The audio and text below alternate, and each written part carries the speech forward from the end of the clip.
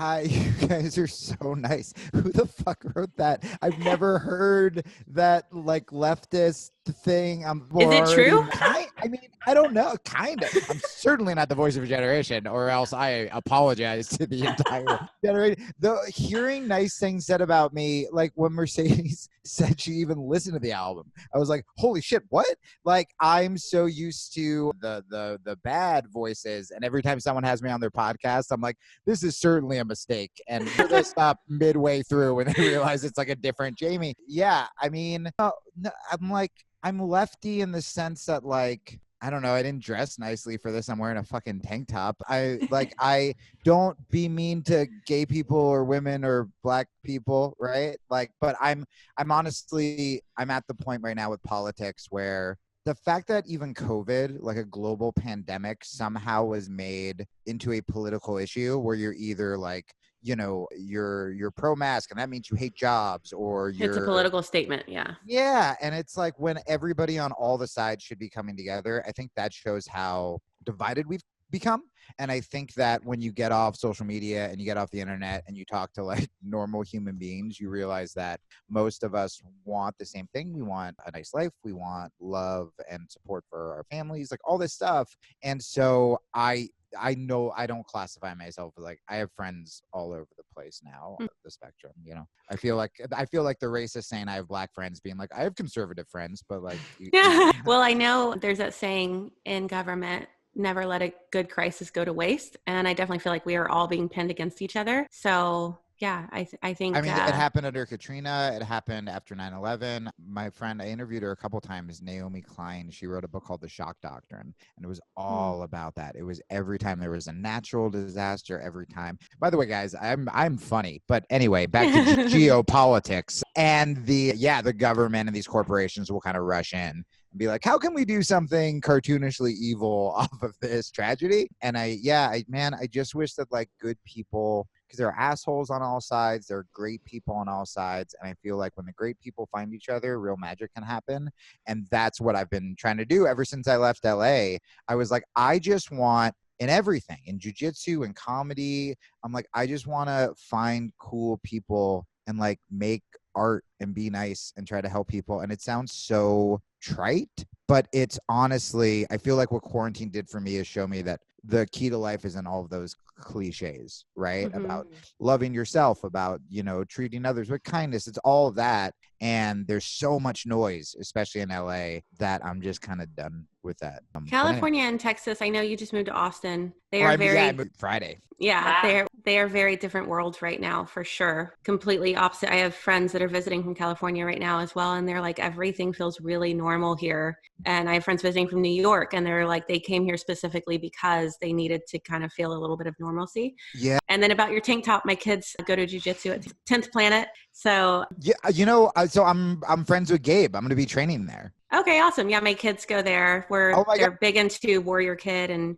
Jaco and all that. There is definitely going to be a point where I fight your children. How great is that? Well, no, I don't know about that. They'll wrestle you. I used to teach. I think you're in different weight classes. No. Guys, like I said, I don't like hearing compliments about me. So the way I stay confident is I fight children. I used to run the kids program at LA. I used to teach it and stuff. So like, well, maybe you'd be a great instructor for them, I bet. Maybe I know. Maybe you can. I'm trying to say, you shot it down. Yeah, no, I felt that way when I went to LA. And look, I'm careful, right? I'm pretty secure with me and COVID. But like I had a UFC fighter who I was doing a thing with literally cough on me and go and make a joke and goes, don't worry, it's not COVID. And then the next day I got a text message like after like a weird one night stand that was like, you may want to sit down for this. And they had COVID. Fucking somehow I did not get it. So no one has the answers. I have no idea. And then I also know people who have stayed home, completely isolated themselves, got it, whether it was a handyman. I love what Kingsbury said on one of his podcasts. I don't know if he feels this way anymore. But a while ago when he was like, man, if a mask is going to make like old vulnerable people like feel safer around me, like whatever, I want to do things that will help people. With that said, and to your point, Jade, when I was in LA, and I lived in LA for a while, So when I went back to LA to do press, the tenseness and from everybody was so toxic that I was like, I can't be here. Like I was supposed to do another tour back, and it's rough. It's weird. And I know everyone, they're doing the right things. They're masked up more. They're this, they're that, but they are all so tense, and so you can just feel the negativity like radiating off people that I'm like, this isn't healthy either. This is not the answer, Yeah. With that said, I should know I'm in Orange County, California. Oh my God. But right before we got on, right before you actually entered the Zoom, I got an emergency alert about COVID, stay inside, Right. for your area, blah, blah, blah. And it is, I don't know, I noticed throughout my friends group, it's just hit or miss. Like some are really taking it to another level of seriousness, and they have reason, they have good reasons for it. But some are just, they haven't really participated in it at all since the get-go. Yeah. So well, and I got to the point where, and we don't have to talk about COVID this whole time, but this probably will segue into something else, where I just deal with such depression that when, like I said this on the album, and this was not a joke, this was true, which was like, my life was bad before COVID happened. Like literally in a week. It was like a country song, man. Like my cat died, my girlfriend left the next day. It was ridiculous. And then I was like, well, all right, I can deal with this. And then COVID happened, and I was like, what the fuck, man? What's happening? Mm-hmm. And I got to a point where, and I live around a lot of old people. I'm like the cool tattooed friend of like a lot of widows with cute dogs. And I just got to a point where I was like, if I don't get outside, I was getting my groceries delivery, I was doing all the thing, and it just completely wreaked havoc on like my mental health. And then once I started, again, being safe, but like going outside and, seeing some people and finding places where I could train safely, I was like, right, this is so incredibly important to do that, Yeah.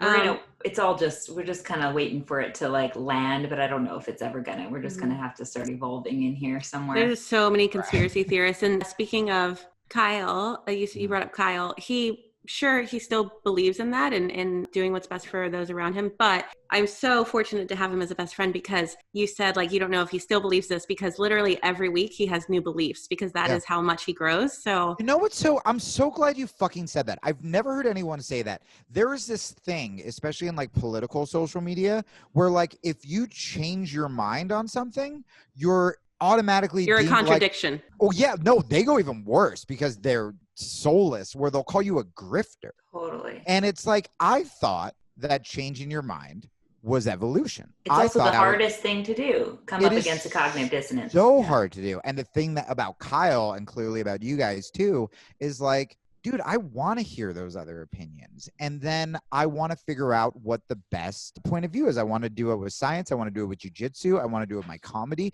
That is the way you get good at things, it's the Bruce Lee adage, but not to martial arts, which is the take what is useful, disregard what is useless, add what's your own. And that came from him kind of being one of the first MMA guys by taking from all these traditional martial arts and then more Western martial arts and combining it into his own style. You should be able to also do that with intellectual thought, right? With politics, with the fact that if you are not in one complete category where you're either all progressive or you're all conservative, that you're like excluded from the group is insane. And yeah, that's one of the reasons I love Kyle and really all of the people I'm starting to meet tangentially, you guys, or just in the Austin scene. I'm so excited to get down there and just not be in an echo chamber and learn new stuff every day and maybe change someone else's mind on something and maybe change my mind. It should be something we fucking strive for.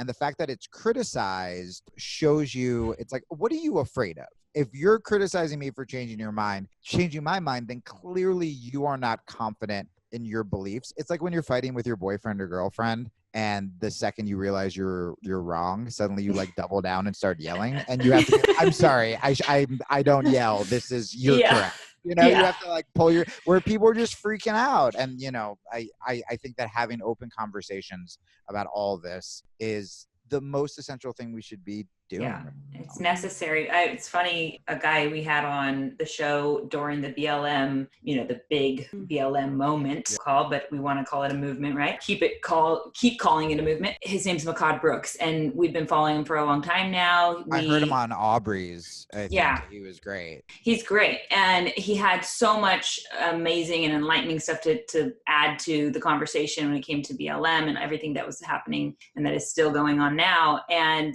this morning I was looking at a post of his where he says, for all that time, and on our show he's about, defund the police, hashtag defund the police. And we brought that up. We talked about it. We went into the depths of what that really means or what it should mean and all those things. And he was really behind it because he knew there needed to be a shaking at that time where defund the police will make people go, wait, are we sure we want to defund the police? Then what, is it going to be just chaos? You have to go all the way into that rabbit hole. Right. And the reality is defund the police probably isn't the full picture, right? It's just a thing to get you to start looking at it. To listen, Yeah. So today he says, okay, I'm really looking at defund the police and the messaging behind it. I need to change what the statement is because for me, it no longer works because the messaging is pushing away the people that I'm trying to build a bridge toward. Yeah.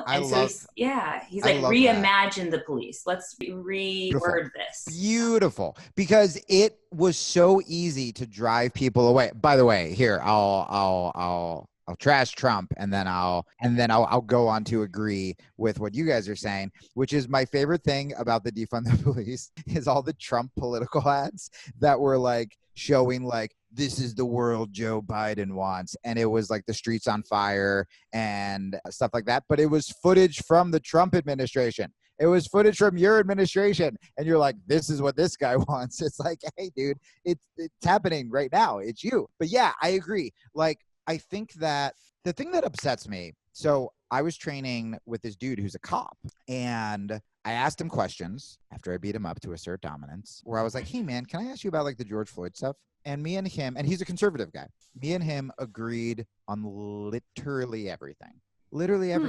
And those voices you don't hear. And I also think what happens is people get defensive, right? People get defensive about their side, where if you're a conservative and everyone is calling you a racist and everyone's calling you a Nazi and you're not a racist and you're not a Nazi, or if you're a liberal and everyone's calling you some like Marxist anarchist kid and you're like too high to make a Molotov cocktail, what are you talking about? I think that what happens is when the other side does something right or when your side does something wrong, you are hesitant to criticize it because you're just putting up these walls, right? And so if anyone should be the angriest about what happened to George Floyd, it's cops. If someone was running around murdering people with rear naked chokes and was like, I love Jiu Jitsu, I'm going to be like, shit, well, we got to stop this guy, as a Jiu Jitsu guy and someone who cares about Jiu Jitsu, cops are putting their lives on the line. Of course they want to get rid of bad cops, but we don't have this conversation. We have like these insane, like union cop guys screaming at, and I think what I love about your friend is being open to conversations. I had Tim Kennedy on my podcast afterwards and I was like, I want to talk to Black people about what's going on. But I also want to talk to someone who's been in law enforcement and martial arts or military with him. And he knows so many things. And, some of the solution ideas, some of the solutions he had were progressive, and a lot of the other stuff Tim talks about sounds very conservative. But because we were having a conversation where we weren't yelling at each other, right. I probably agreed with some of his more conservative leaning points and he agreed with a lot of my more left leaning points. And it's like, oh man, it was pretty easy to do. But then you go back on social media and you start being blasted and then you just turn into a maniac again. Yeah. And it all, the cliches that you said that you realize are all true through COVID. The one that is the truest maybe of all is that communication is everything. And it comes down to how we talk to each other in order to be a bridge to whatever we're trying to, the end goal that we all want, which is exactly the same. And so to the point about Makad is just, I praised him for being a changer, which is the opposite of what most would think, right? We want to be like this binary black or white thing. But the reality is that we're all in the gray and we wouldn't want it any other way if we really looked at it closely. And so that brings me to the idea of what makes, or the question maybe of what makes a good influencer. And in that moment where Makad was showing us, how he was going to go again, basically come up against his own cognitive dissonance and say, That's hey, it. I was wrong, but I want to show you like a different way we can do this. And I'm going to lead this, I'm going to pioneer this route. Well, when it comes to you, I know that, you have done such an amazing job of somehow blending this world of being a comic and being in the jiu-jitsu space and speaking your voice as like, I'm going to call you a philosopher or even maybe a mystic or something like that. I don't know what you would label yourself, but that's kind of what I that. Okay. I label myself a piece of shit. So like you label me that stuff. That stuff's amazing. That is what I will quote you now when I label myself. Yes, a philosopher and a mystic. So if you can maybe sum up for us, because we're doing this interview maybe a little bit backwards, we usually like to get just a gist of where you came from and what brought you to before today. I start ranting incoherently about politics. You're here to make us laugh. It's only I was trying to like rewind and I was like, Jamie, how the fuck did that happen? Is what I was just thinking. I was like, all I want to do is not talk about politics anymore. And 5 minutes into I'm like, George Floyd was murdered. And I was just like, damn it.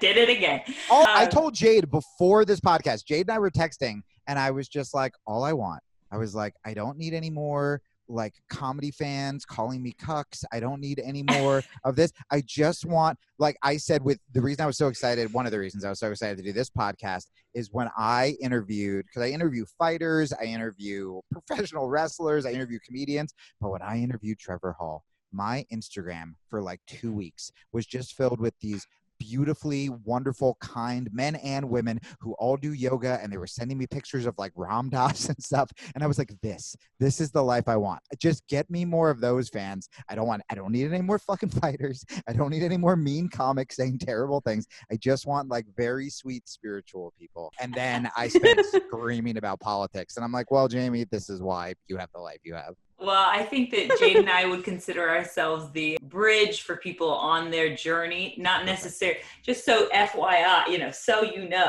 yeah, the following that we have is not necessarily already in that mode. So you might be... This is how I feel. Yeah, you might be directly speaking to the people that you already have been speaking to. You might get more of that, but also we hope that people also opening themselves to gray area, journeying into the gray. But so you are an influencer for sure in this space, and you're already influencing Jade in my life, and here you are influencing the lives of our listeners as well. So could you walk us toward how you came about deciding you're going to be a comic and deciding you want to, invest a lot of time in learning the art of jiu-jitsu and the MMA space, all that. What makes Jamie? This is great. So comedy, we'll do comedy first, because comedy and jiu-jitsu, I actually do think there are a lot of parallels when it comes to getting high level. And a lot of it actually has to do with like meditation and flow and ego stuff. But for when I started, I've had a love-hate relationship with comedy always, up until now. The only person I told this was my manager, and I'll tell you guys and a lot of people listening to this, like, there's a great chance this is my last album, and I'm cool with that. There was a phase when I was doing much better than I'm doing right now that I would jokingly on my podcast advertise every show as my last show. It would just be, come see my last show this week or my last show like next week. Like, that was the bit. And the reason, I will get to the history, but the reason, and what might be interesting to your listeners, is with comedy, I can be creative and I got good at it, but there's a lot of really toxic stuff around comedy.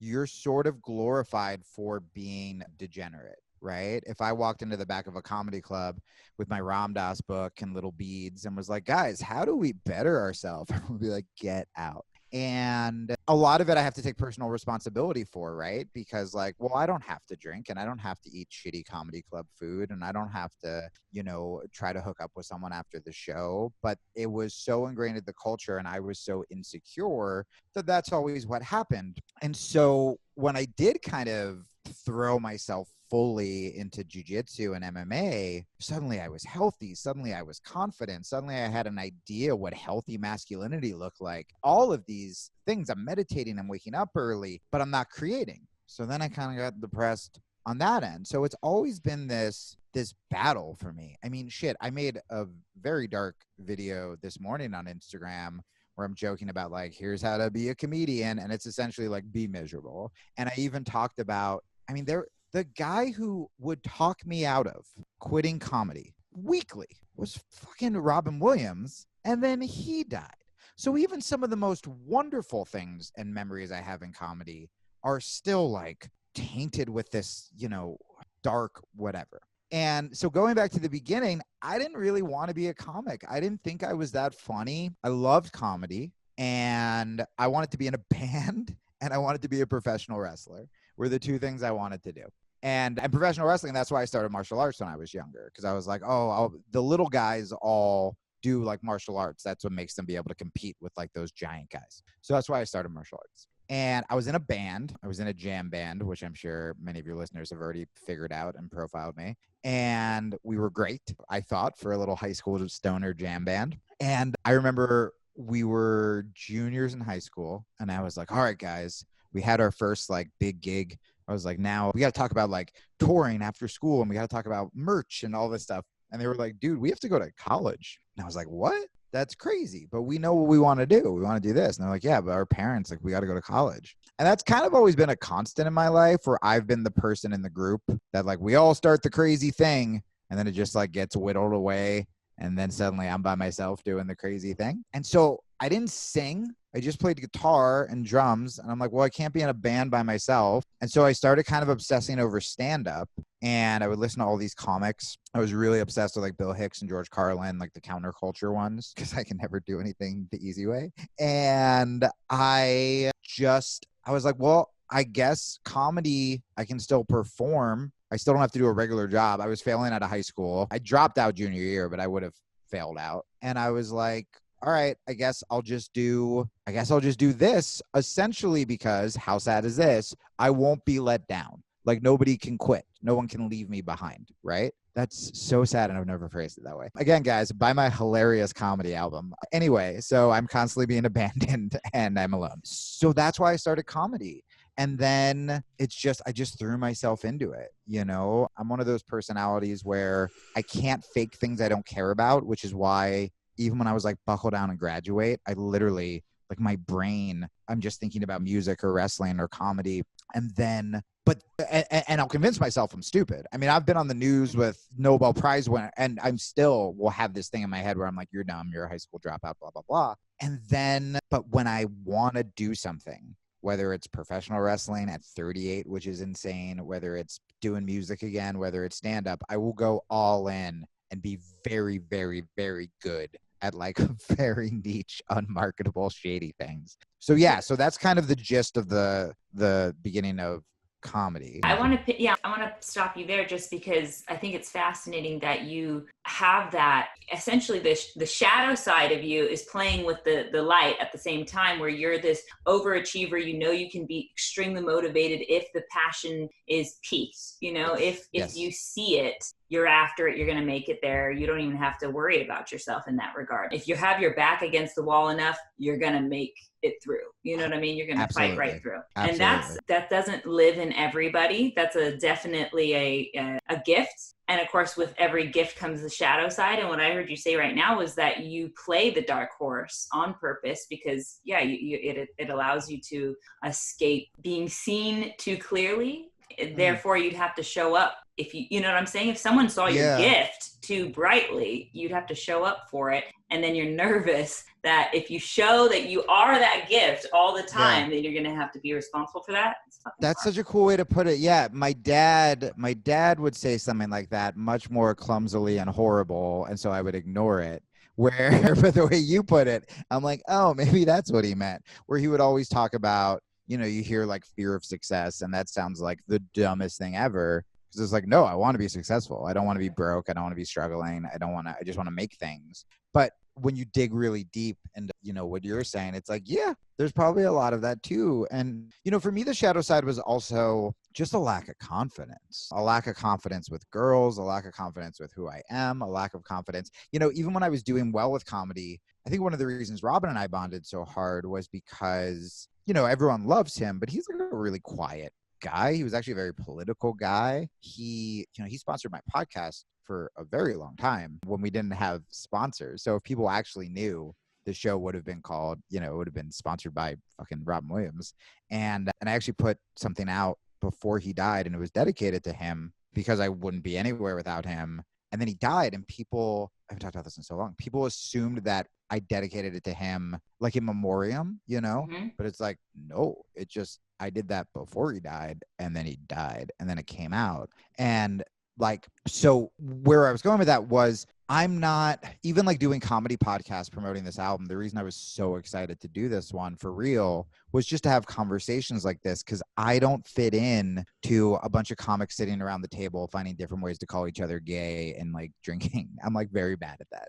And like, these are the conversations I want to have. And then it's like, yeah, buy my album. I'll be funny there. But like, I'm more interested in this, like not proving. It's not like, you know, like the alpha kind of whatever. And well, you so can this, be both. Yeah, but this insecurity that I had around comics, around like all of that sort of fed in. That's why I assumed that sort of darker side would come out with comedy, where it's like, okay, well, if I'm drinking, if I'm doing this, if the bar is set at degenerate, then I never did anything terrible. But if the bar is set at like, you know, being a fuck up is cheered, you know, because you talk about it on stage and then everyone laughs because they can live through you and blah, blah, blah. It's cathartic. Then I'm like, this is great. This is perfect. And that's why. And, you know, this album was really important for me because everything was sober. Everything was written during quarantine, where I've been really healthy and spiritual and meditating. And it kind of proved that this is why I'm fine with it being the last album. It kind of proved that I could do it. And I've never talked about the relationship stuff that I talked about on this album. I've never talked about sex. I was always just screaming about politics.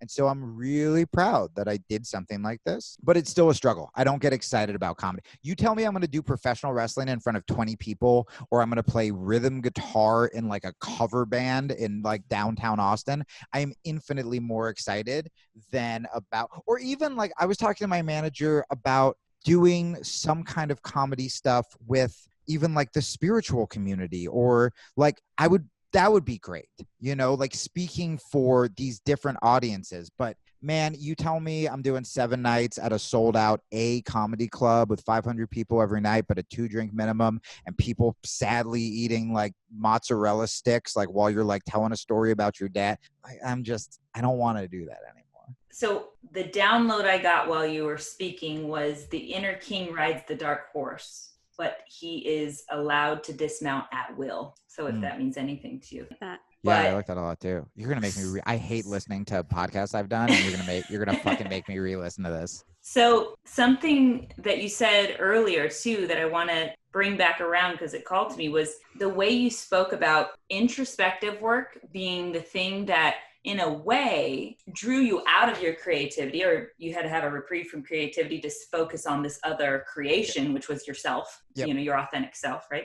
And my therapist the other day said specifically to me that when you are, I'm not considering being pregnant, but one day, you know, I'm a female, so it's possible. And she said basically that when you're pregnant for a woman, which is men have their own archetypes in creativity and creating things and bringing things to life, so to speak. And when you're pregnant, you go very much inward. So all your creative energy is creating, right, internally in a different way than you would be introspectively. It's actually creating a physical being, this is obvious.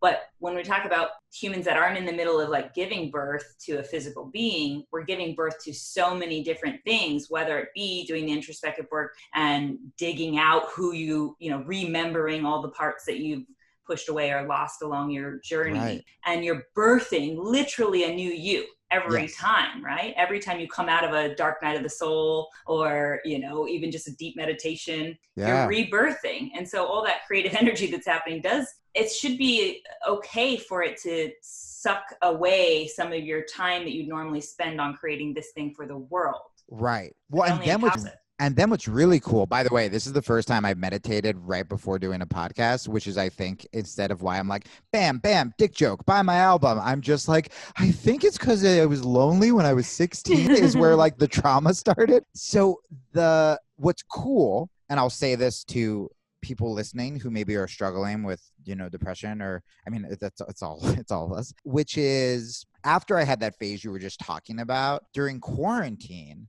when I like lost everything, what was so interesting is, so I had this moment not when Robin died. I had this moment the 2 times I was going to kill myself. Again, comedy, baby. And where I was like, if I don't kill myself, I have to come out of this the best version of myself. or else what's the point? Like I either give up or I have to like double down, right? Your back's against the wall. Yeah. Yeah, exactly what you were saying before. Totally. And so it started with just me, not even creativity. It started with just like, okay, health, blah, blah, blah, blah, blah. But I found that creativity, I mean, this year has been the best for me by far as like a human. But creativity, I now put on my list, even when I help people, like even just listeners who DM me, is every day it's something mindful, something physical, and something creative. Where now creativity is almost turned into part of like my self-care and part of my spiritual practice, where the days I'm like, oh, I'm going to take off and just like chill out, I get kind of depressed. And then when I make something, and by the way, still totally detached from outcome, not LA Jamie, not, oh, this better get views on Instagram or this better, just making something and it makes me laugh, or make a video and it's one person writes me and it's like, dude, that's the video I needed today. All done. Like I win. And what's cool is after I had that phase where I detached from comedy, detached from creativity, I realized the kind of creativity I actually wanted to be doing. That's why this stand-up album is very different. That's why I don't have the most Instagram followers, but before quarantine, I was never on Instagram. I like wasn't verified and I had like 500 followers. And all of those people, I mean, it's like almost 12,000. Not a ton, but that just happened over quarantine. And it only happened because I started making these weird little solo sketches on my phone. And they make me laugh so much more than any stand-up, especially the angry stand-up, the self-righteous shit that I used to do. These silly videos, which essentially are like different versions of like a man having a mental breakdown. And like so much of who I actually am, it's for the first time at 38 years old, I feel like, oh, this is my actual sense of humor. Even when I was yelling on stage, the stuff I laugh at is like the kind of weirder, sillier, darker stuff that I'm doing on like Instagram. And the reason that I think it hit with people is because for the first time ever, I didn't give a shit what anyone thought. I was like, I'm going to do something for me that makes me laugh. All done. And that's why the album's the way it is. That's why I refused to record the album at any of my club dates. I'm like, I want to do a weird gig in front of 30 people that sounds like 2020. That's why I started making these Instagram videos and my Instagram did better. That's why the podcast is doing better. It's because I'm like, I want to interview this professional wrestler. And then I want to interview the guy who went to India with Ram Dass. And then I want to interview, Pete Holmes. And then I want to interview Trevor. But then I'm going to interview this porn star. But me and the porn star, we're not actually going to talk about sex. We're going to talk about spirituality. And I just don't care because I'm not surrounded by my agents anymore. Or I'm doing what I want. Is it going to be more of a slow growth? Yes. Am I not killing myself? Also, yes. And so I feel like slow growth in what? Exactly. Because it's extremely fast growth in a lot of other ways, right? Yeah, no, that's a really good point. So like what I would say to people listening is when you just start doing the thing that, again, it sounds so simple, doing the stuff that makes you happy, it becomes self-care. It's not self-indulgent. It becomes self-care. You end up making great art, whether it is for you, whether it is for the public. And like, man, figuring out who I am for the first time in my life it's crazy. It's crazy. It's pretty beautiful. It came to mind, art is alchemy, or your art is how you alchemize your traumas and bring it basically to the gift space. Yeah, I think Eric Gotti had said something like that recently about art. He says also art and the animal. Like he basically says when you can figure out how to blend your animal nature and your art, your gift here, you transcending. Yeah, no, and Eric really helped me. I don't know when this is coming out, but he's one of the more recent guests. I haven't put it out yet, where everything he talks about with your daemon or just your inner voice, just listening to it with art. It's the reason I'm moving to Austin. It's the reason that I'm making the art I'm making. It is so crazy how hard our little brains are constantly trying to like cock block our spiritual growth or I'm so sorry I phrased it that way, or our artistic voice, where it's like, come on, little homies, like we're all on the same side, but they're so scared. And, Gazi talks about that too, about all of the little guardians you have, like protecting your traumatized inner child. And my inner child is traumatized. And, learning to forgive that part of you, but also like override it. Stay open. Just stay open over and over again, even in the face of pain and fear. And that's the hardest fucking thing in the world. Totally. I'm curious because you've brought up a couple of times like the spiritual side of you, the spiritual growth this year, that you want to do comedy but like to a spiritual audience. Yeah. However, it wasn't too long ago that you were an atheist. Yeah. And so I'm curious how that transition was for you, or what brought that on. Well, clearly I'm a grifter and atheism didn't work out, so I'm going into the spirituality space. Yeah, no, it's so cliche. I had a breakup and my cat died, and then I did a bunch of mushrooms. Here's where I was kind of not griftery. Here's where I was, I'm sure you guys will come up with a nicer word. Let's just say shitty. But it came from insecurity, where a lot of the things that I talked about politically or with like atheism, or was really just like matter of fact, this is the way it is. If you disagree, you're wrong. I wish it was because I was like smart enough to be a grifter, because at least then I'd have more money. But it was because like at the time I legitimately, one, thought it was right, but also because of what I was talking about before with the high school dropout kind of insecurity about being smart, which is I was surrounded by, you know, the smartest like lefty journalists in Brooklyn. And I was kind of like the high school dropout who did dick jokes. And then when I went to be like, yeah, but what about this? They'd be like, and that just kind of like fed into it, the insecurity even more. And so I was sort of the classic stoner 16-year-old where there was always wonderment until I became an atheist. There was always, you know, the goofy conversations you have with your first boyfriend or girlfriend when you're looking at the stars and you're like, what's out there? Could there be a different version of us looking back at us? Or like we were soulmates. And like, I wanted all of that stuff to be true so badly. I became vegetarian at 16 because I like read and half understood a book about Taoism. I was like, we're all one. All right, cool. Like, I guess. And I always believed in something. Then, you know, you have a tragic life and people in your family are getting hurt and doing things they shouldn't be doing and getting arrested. And those are the people that are religious. And so you're kind of like, I don't really like that. And then I sort of came to political awareness under George Bush, which was very evangelical, very homophobic.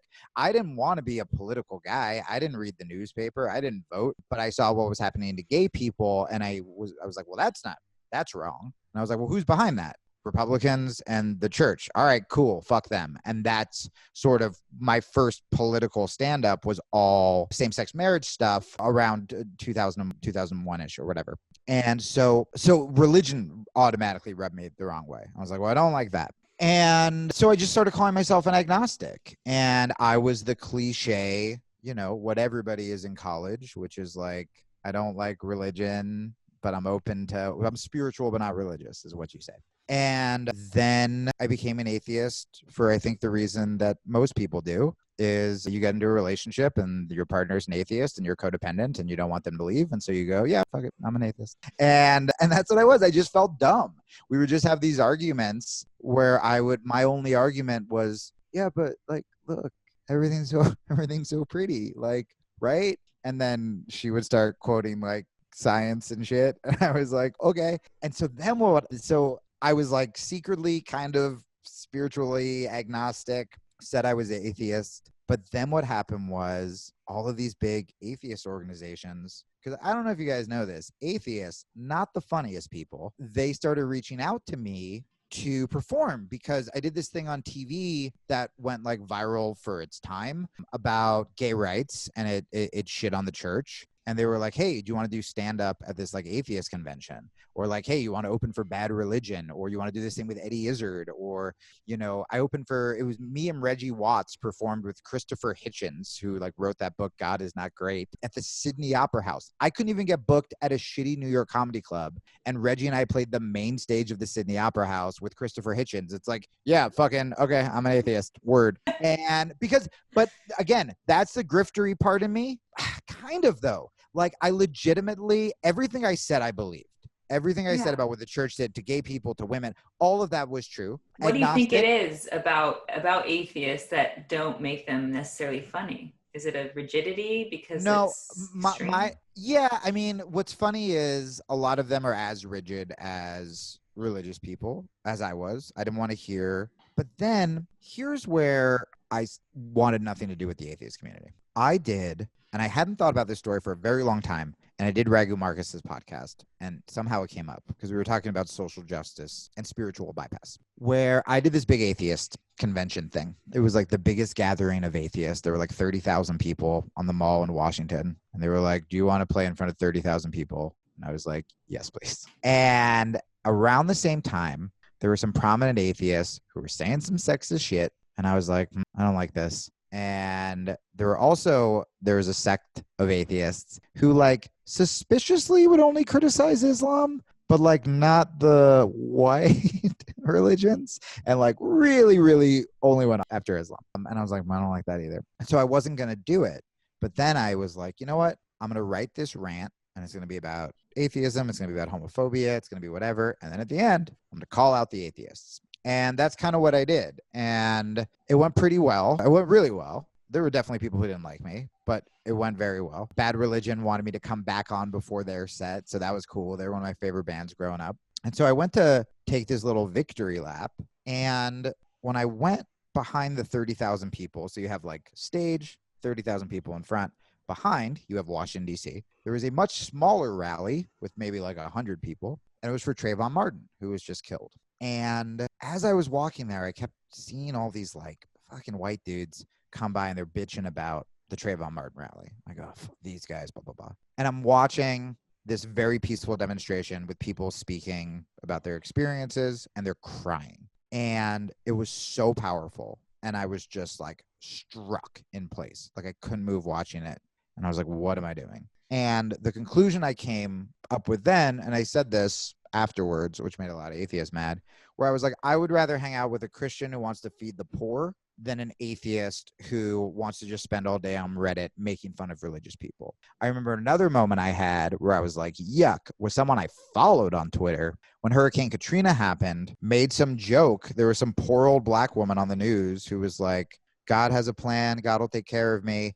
And just there's the smug response of like, well, God's the one who made the hurricane. And I was like, homie, get a boat and some canned goods and go do something, or shut the fuck up, is how I felt. And I was very aggressive for this very kind podcast. But like, that's how I felt. And so I was like, and with that said, there are incredible atheist organizations that do like so much good, and atheist people who don't even make a big deal out of it, who do so much good. Like you can't categorize anybody, but I was like, this ain't the tribe for me. And, It's you just know, like the energy of the community that was the problem. Yeah. As a whole, again. And look, I just did this, like, these 2X Muslims podcast the other day, and they're atheists, and like, it was really funny, and it was insightful, and they're liberal, and they've had people on the left mad at them, and they've had people on the right mad at them. Like, there are always cool people and shitty people in every community. I'm sure you find that in the spiritual community. I've seen it already in the spiritual community. What a bummer. Where you go, well, certainly everyone's going to be wonderful here because it's all about us all being one and trying to make the universe better because we're all God.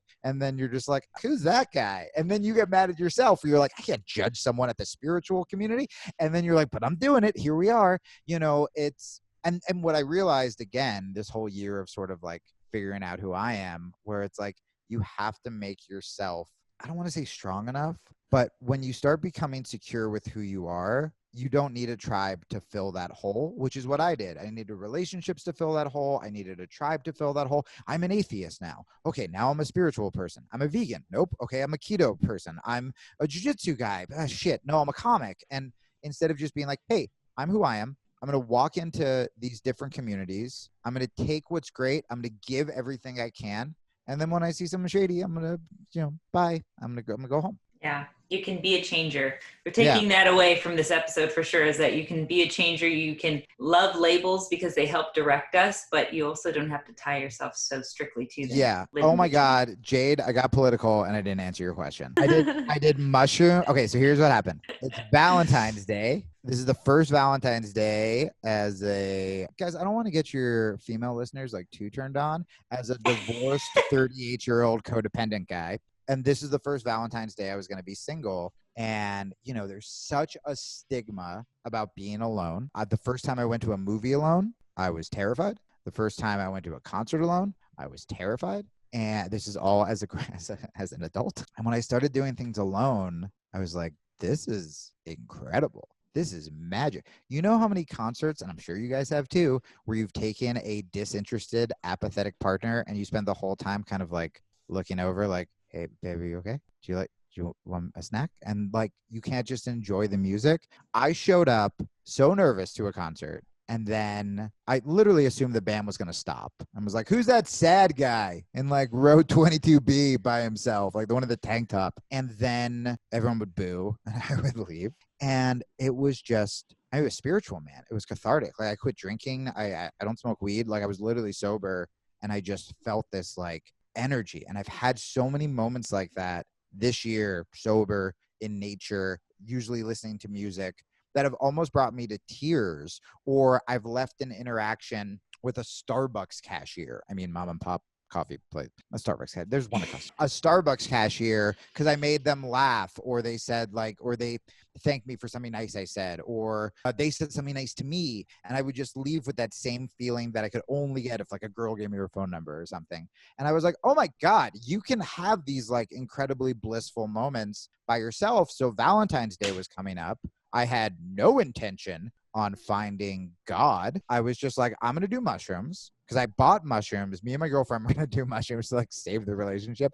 Thank God we didn't do that. And had mushrooms, I think I did mushrooms once when I was like 17, but hadn't had like an experience. I was like, I'm going to do it by myself. I'm going to do it on Valentine's Day. I'm going to take this damn holiday back for single people. I was like, I'm done avoiding all the like red aisles in CVS. I'm done like anytime there's like a diamond commercial, like crying and turning the TV off. I was like, I'm going to have a dope day.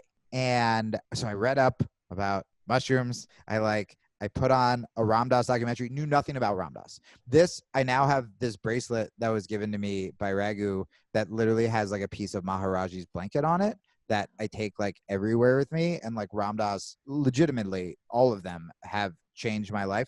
Didn't know who he was. I was like, some like artist I like said that Ram Dass was cool. So I'm like, he'll be my like designated safe friend. So I put on a Ram Dass documentary in the background, took a bunch of mushrooms on Valentine's Day. And I don't know if this is going to come across to the listeners as just like a 16-year-old explaining his mushroom trip. But the two things that happened that were so crazy were, so I had my like intentions, I had my music. I was devastated about my cat dying. I cried about him this morning and he died in January. Like, I think because I'm leaving here, all of these like emotions are coming back up. And there was part of me when I was scared to move to Austin. I literally was like, well, I can't go because his name was Talib Kitty, named after Talib Kweli, the rapper. I was like, because Talib died here and like his spirit might be here and like I can't leave him. And then I started crying. Like, it was a mess. It was a mess. And when he died, I got back here from the vet at like 3 a.m. I immediately went to the dumpster and like threw out all the stuff. I'm just sobbing. And what I didn't remember is I hid his blanket. I thought I threw it out, but it was in a cabinet that I do not go to. And I hired a cleaner to come vacuum. And I literally like wrote in the comments, like I was like, pet died, vacuum all pet. Like, it was so awful. And I just wanted it erased. You know, I didn't look at pictures of him till a couple weeks ago. And so I remember it kicks in. I am very much on mushrooms. And the heater was at like 82 for some reason, but I was like shivering. I was so cold. And I did, for some reason, not go to my big bed with a blanket. I went straight to that fucking closet where I hid this blanket that conscious Jamie did not remember. And I wrapped myself up in the blanket. And we used to look out the window together. And because I'm codependent, I raised a codependent cat. And so whenever I would come home, like people were like, oh, cats are so easy. Because everyone wondered, I post so many pictures of me with strangers' dogs. And they go, why don't you get a dog? And I'm like, oh, because I might tour and I'm moving. They're like, get a cat. Cats are not. I'm like, no, you're shitty with cats then. Like, every cat I've had has been codependent because I love my cats very much.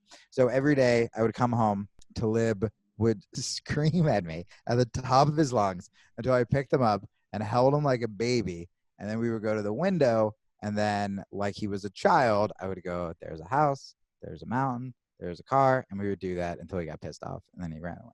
And so I go to the window in this fucking blanket that I hid, that I forgot about, and just told him how much I loved him and went to the window and I just lied down. And I was like, what took me there, right? And after that happened, again, intentions, find God was nowhere on my thing. But you know those moments where you're like so far gone doing something and then you snap into it and realize what you were just doing like a couple of seconds ago? I was just looking at the mountain with my arms outstretched, saying, I am open, I am open, I am open. And then right then, during the Ram Dass movie, which I completely forgot about, the bell rang. And it was just him saying, I am loving awareness. I am loving awareness. And that was it for me. I'm like, I don't know what my religion is, but I know that I'm open. I know that there's something out there. I know that we're all connected. And I know that I'm going to lead my life with loving awareness, period. And I've done it ever since. And my life, the synchronicities, the people I've met, the things that have happened, it's been nothing short of magic, what has happened since then. You know, so the idea of people being like, were you lonely on Valentine's Day? I was like, lonely? I was with everyone because we're all God, son. Like I wasn't alone at all. So yeah, that's my sad cat mushroom story. I love that story so much. So much. I don't even have words, which is rare. Did you see me have to trick myself by bringing up tiny dogs so that I didn't cry in the middle of the story? I like split it up. I was like, here come the tears. Let's navigate out. And then we go back to the ending. Yeah, it's not a story I tell. It's not a story I tell. But it was this really beautiful moment. And look, that's what I've sort of learned with all the bad stuff that's happened to me. Because like when the breakup happened, okay, so we all read the self-help stuff. We all read the spiritual stuff that's like, you know, pain brings you closer to God. And that's where you learn all of your lessons and blah, blah, blah. As silly as this sounds, because I know people have lost like humans in their life. And so like, can this guy stop talking about his cat? But like, he was my only friend here, like period. And was like ride or die through LA, through me losing all of my money, through me coming back. It was just like me and Talib.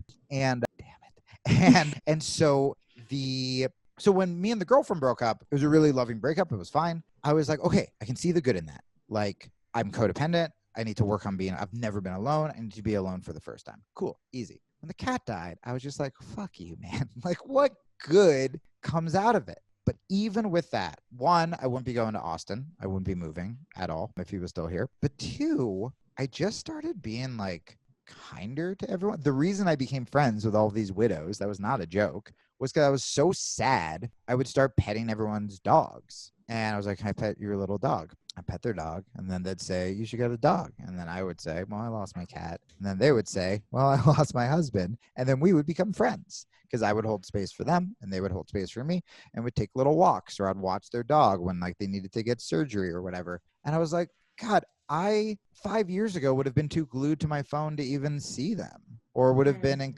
wouldn't have, I don't know, talked about Talib to a stranger. And so even that shitty thing where it's just like, oh man, it's just like a little sweet animal who died. Like there's still stuff you can get out of it to make you better or kinder or like give more, you know? So yeah, that's what I'm taking out of that. You can find the silver lining. I noticed that in this small hour we've been on here, you brought up death in so many different ways, and it's something that, you know, we're all attracted to because it's so, you know, it's elusive, but also it's the inevitable. So it's this very interesting thing, but also made me think about, and maybe this is valuable for you, maybe it's not, but just the idea of death being the final freedom, especially for masculine, you know, for the masculine energy, like seeking that unburdening. And I don't know if that sits with you. Yeah. What does that mean? I've never really been afraid of death. One of the good things about having been suicidal is when you hear people like be afraid of death, you're kind of like, oh, I was like that was my goal at one point. You know what I mean? Like that doesn't really scare me. But for me, it's always been death of these. What I've really been focusing on this year is death of these like preconceptions of who I was that completely held me back, whether it's shame, whether it's lack of confidence, whether it's, you know, filling the God-shaped hole, as they say, with relationships or with drinking or with overeating. I mean, shit. Yeah, that's another thing, ladies. I'm pretty sure I'm a male with an eating disorder, which doesn't get talked about a lot. But like all of these things that I was trying to fulfill this hole with, those are kind of like the little deaths I'm looking to shed. Regular death, although, you know, it's crazy that you brought that up. I've literally never been afraid of death, but I was meditating before this podcast and I had this like glimpse of being afraid of it because I'm like, oh, I'm finally living the life that I kind of want to live, or I'm like on my way there. And it was just this passing thought of like, what a fucking bummer that would be if you died. But it wasn't like crazy, but I definitely thought about it a little bit. I mean, I haven't the closest, it's a very weird world. I have both parents, all my siblings, the people I have lost. The only death I've experienced is my fucking best friend, Kat, and fucking Robin Williams. So like, they're very like weird examples, you know? I mean, I remember when Robin died being so confused when I saw Obama talking about him like 2 days later. Where I was like, why is the president talking about my friend? Like, it was just all sorts of weird. So I've had death just come to me in like different ways. Again, guys, 25% capacity, the funniest album you hear all year. It is fascinating though that it becomes that suicide seems to be one of those things that goes with comedy sometimes, and that I know there's and at the same time it's not a surprise if you really dig into it, right? Comedy for me, this is why I got into comedy. And again, I said this in like a joke video on Instagram this morning, but it's 100% true, which is interviewers would always go, hey, so you were the class clown, right? And I'm like, you're out of your mind. The class clown beat the shit out of me, called me horrible names, and I like cried or sat in the corner. The comedy for me was a defense mechanism.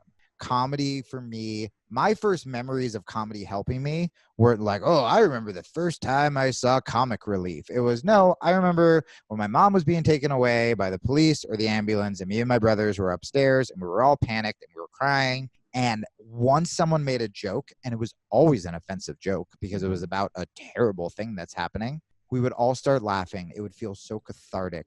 And then once that hit and the ice was broken, now you can figure out what to do. Now you can brainstorm. Now you can problem solve. I actually think that's why I was attracted to talking about controversial issues on stage, because I'm like, well, if I can get us to laugh about it, then maybe we can talk about it. Maybe we can come up with solutions. So yeah, I mean, to me, and I think to a lot of comics, comedy, we weren't the class clowns. The class clowns were assholes. They were the ones who were mean. They were yelling at the teachers. They were making like, a lot of times the comics were the weird introverts in the back.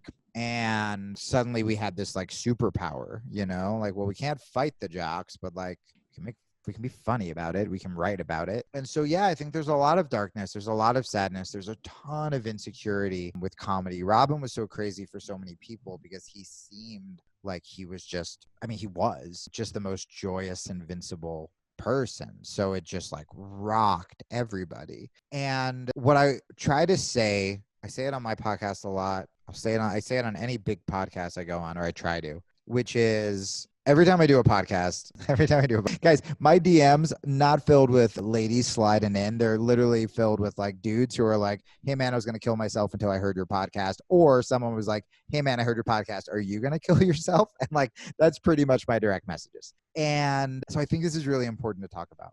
The people that I've talked to, or Robin, who have thought about killing themselves or who have killed themselves, are the most fucking flawed, like we all are, for the most part, wonderful, kind, compassionate, empathetic. They're people who feel deeply in a world where we need to feel more deeply, where we're screaming at each other online, where we're drawing these fucking lines, where we're being so divisive. And a lot of times the ones who feel the depression, they're just more open and honest about it than a lot of people are, or they see the tragedies and it hurts them so much, and the pain feels so much bigger than them.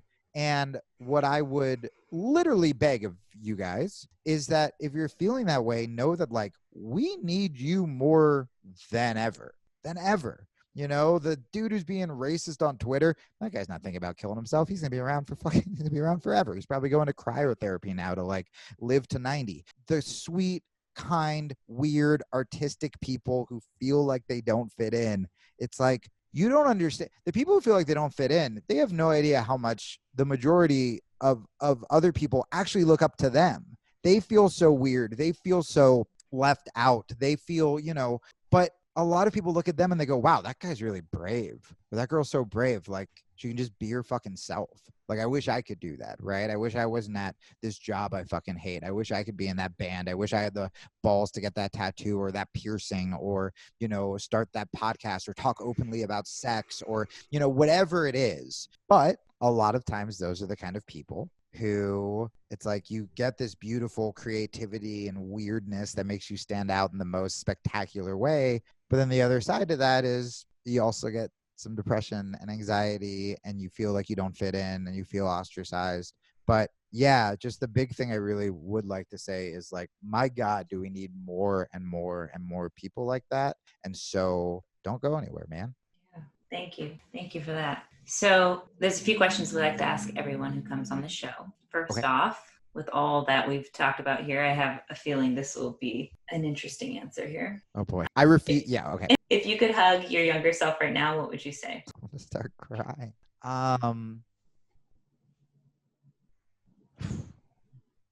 You know what sucks? The first thing that came to my head was I'm sorry, which I hate. And I don't know why. I mean, I guess I know why. So that's not going to be my answer. There's no way that's going to be my answer. I mean, I think I would say. Why won't you let that be your answer? It just feels mean, you know? And like, it's so interesting where I talk such a big game on the podcast about your flaws make you who you are and about constantly becoming better and about all this stuff. And then that's kind of like selling that out, right? Because it's like, I'm sorry for what? Like essentially what I would be apologizing for is like, hey man, you're going to go through a lot of shit. But that also like, that brought me to here. And that brought me, and I want to be here. I want to be talking to you two right now. Can I just pose in the middle of that? If you were talking to a friend and not yourself, saying sorry would be the start of that conversation. It would be necessary to even open the door to that conversation. Fucking God, I love you too. Okay, so ready? Here it is. I'm sorry. Things are going to be really hard, but as long as you are kind, as long as you keep learning, as long as you keep being fucking weird, and then I'll say, don't say that word to your parents. You'll get in trouble. You're very young. And as long as you can be you and make things that make other people happy, everything is going to be okay. And then I would hug him so tightly. How old are you? How old am I right now? Or how are you in the vision of hugging yourself? God, I'm so bad with ages. Just a general, it's fine. No. So like I pictured myself, I had blonde hair and used to be tan. Do you know I'm Hawaiian? I don't know what the fuck happened. I think like 4-ish is the age I was picturing. So young. Yeah. If you could have the whole world read one book, which would it be? Ooh. Calvin Hobbes. Any of them. Calvin Hobbes? Any of the Calvin Hobbes. I have a big Calvin Hobbes tattoo on my calf. And before I got that tattoo, I was like, I should reread Calvin and Hobbes and make sure it's not some weird like religious-y cult and like I missed like any like racist undertones. And it is literally all about imagination, questioning authority, friendship. The last panel. So Bill Watterson, who wrote it, he kind of became like not Holden Caulfield, J.D. Salinger of like cartoon strips, where they offered him so much money to keep writing Calvin and Hobbes and to make like the rights of Hobbes so you could sell little tigers, and $1 bazillion would have made. And he flat out refused. And the last panel of Calvin and Hobbes is, and I think of Me and to Live, is he's saying something, Calvin, they're about to walk into the woods or something. And Calvin goes like, let's go on an adventure, old buddy. And like that sums up that for me. So yeah, any and all Calvin and Hobbes. If you could whisper one phrase to everyone on the planet, what would it be? I love you. It's easy. Good. Before we let you go, where can people find you online? Great. So for my ego, know that I have more followers on Instagram or on Twitter. Don't follow me there. It's a toxic cesspool and you should probably all cancel your accounts. Follow me on Instagram, where I'm actually being myself for the first time, which is at Jamie Kilstein. And then I make comedy videos. I talk about mental health. I try to help as many people as I can in those DMs. And if it's on Instagram, that means I'm probably pretty proud of it. And then my podcast is called Fuck Up's Guide to Self-Help, which you probably pieced it all together. I don't need to explain what that's about. And so, if you are a fighter listening to this, I have a fight podcast too called Rear Naked Radio. And then, the new album's kind of the biggest thing that I'm trying to promote. Guys, get this album to #1 so I can quit comedy and just be a pro wrestler, please. That's all I want. I just want to make funny stuff. I love it. Awesome. Thank you so much. Yeah, this has been great. And I didn't know where we were going to end up, but I'm so glad we touched on all the things we did. I think we even left stuff off the table. We do definitely at a later time, we're going to come back and discuss male eating disorders. I think that is something that really needs to be talked about. This is great. It's a perfect two-parter. This was like my more like feminine, open, vulnerable episode. And then the second one will be the masculine, where we talk about jiu-jitsu, but we talk about the eating disorder and like what like masculinity should be. It's perfect. I set it up for a cliffhanger. It's great. Guys, I got to say, I wanted myself to shut up so bad because every time either of you talked, what you do is very important. And I'm very glad I got to know you guys, is the succinct way to say it. Thank you. Thank you. Appreciate that. All right, cool. So I'm going to end our recording here, guys. I want to ask you, I liked him. He brought up Pete Holmes. I just want to let everyone know that if you haven't watched Crashing on HBO Go, I have watched it through 2 times and I love it, especially because of the religious background that he came from and like how much I related to that and how much they're not degrading in their comedy towards it, but it's really, really funny. So I highly recommend that if you wanted a good laugh. Nice. Yeah. I was glad he was so willing to just kind of go wherever with us. It's always fun. Yeah. What do you have for magic? My magic trick is just kind of off the top of my head today, because I think it's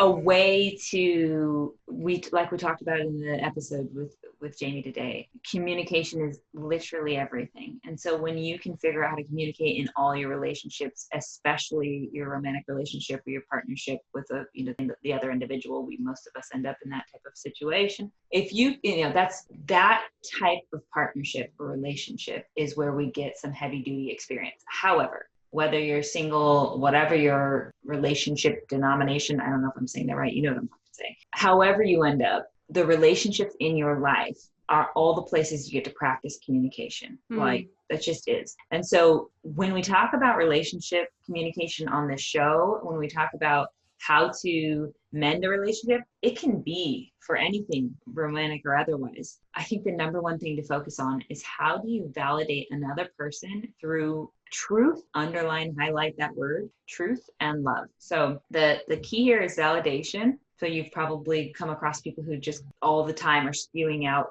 compliments to people, and 99% of them are disingenuous and they're just doing it from a place of lack. But what if you could do that validation piece, that speaking beauty into others piece, from a place of truth and love? So from something that you actually admire in that other human, whether it be your mother, your lover, your friend, or a person that you see in Starbucks. How about if you could do that from a place of genuineness? So it's truthful, and obviously it's through love, because you're making the effort through love, right?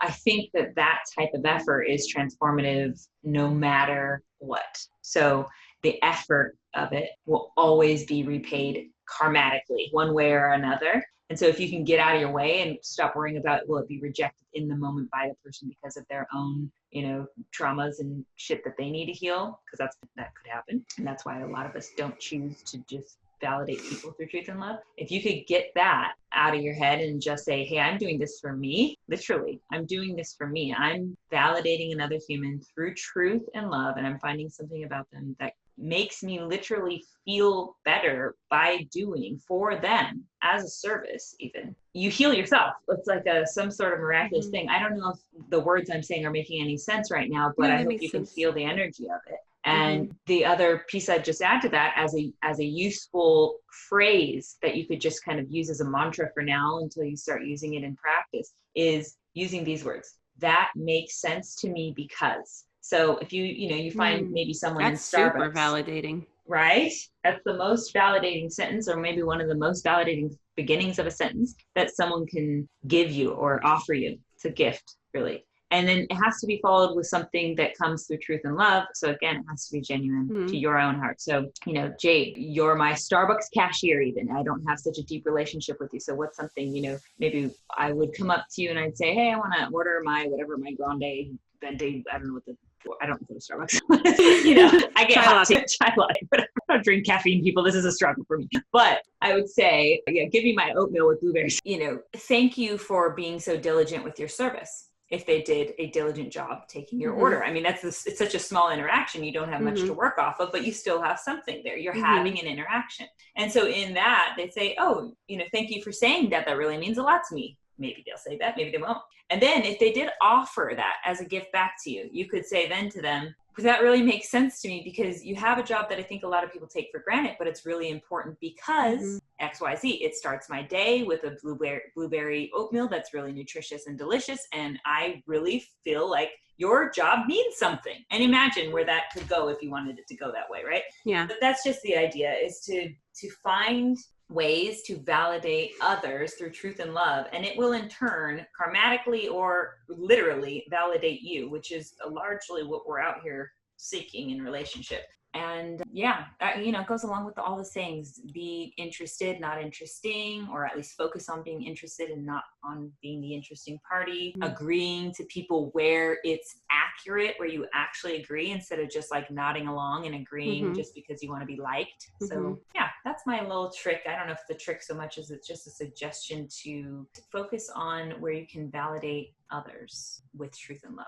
What about you, Jade? What's your magic today? Mine is, this is from Aaron, I think you say his last name, Doughty. Aaron Doughty. So I love the tips that he offers on Instagram, but one that I felt like seemed really simple, but wasn't something that I would have ever thought of myself, but something that I really would like to try. He gives 3 tips or ways to reprogram the subconscious mind. So the first one is, as you drift off to sleep, feel the emotion of what you want to experience, because the subconscious mind speaks in the language of feeling. And as you drift off to sleep, you are going into that theta state, which is where the subconscious mind operates. So you can help to reprogram that subconscious mind by like making sure that as you're falling asleep, you're feeling the emotion you want to experience. So like gratitude, joy, whichever you choose. And then the second one, which I've always heard about this, but I've not taken advantage of, use binaural beats during visualization. So binaural beats induce the brain to a theta brainwave state, allowing you to then influence it at a deep level. These are sounds which harmonize the brain to a certain frequency. For a theta state, use 7 hertz, close your eyes, and then visualize being the person you prefer to be. So I have used these in guided meditations, but I've never used them like in my own visualizations. The third and last one is create your own self-hypnosis track to listen to. I thought this was cool. So create I am statements that build up your ideal self-image. Read it aloud while recording via whatever voice memos. Then you'll know what you're talking about. Yeah. Then you can play it using headphones to where you can barely hear it during your day. Listen to it for 21 days and watch what happens. I thought that was really cool. Yeah, I feel like that could be multiple layers of, not just listen to someone else's voice, which is also probably helpful for its own Well, reasons. I do listen to another one, being this goddess, but and I don't play it low. I play it loud. And then now my son walks around and he's like, I am the divine feminine. I am a goddess of truth. He loves it. He literally asked me to put it on because he loves to repeat it. But I didn't think about she does pretty much say all the things that I do want to embody, but I didn't think about it being your own voice hearing it, how just it being your own voice, how much that could be. Yeah, that's your inner narrative. I think, okay, so when you listen to an affirmations recording,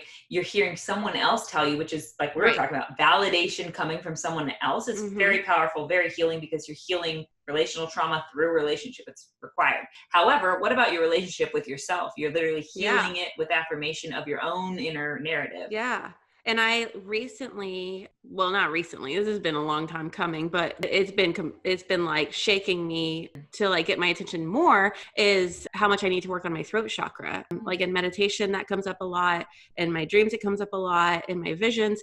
And I had mentioned it. We brought up Kyle Kingsbury. I had mentioned it to him just this last week, how I feel really called to work on my throat chakra. And he was like, oh yeah, probably negative self-talk.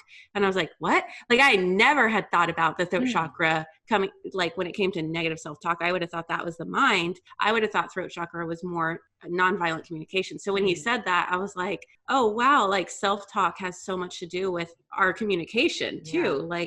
When we say communication, so many times we're just thinking about how we speak to others, but it is also how we speak to ourselves. So yeah. Cool shift that he gave you there. Yeah. All right, Magic Moppers, thank thank you so much for tuning in and taking this journey with us. If this episode held some magic for you, please share it with your friends and family. This would mean so much to us.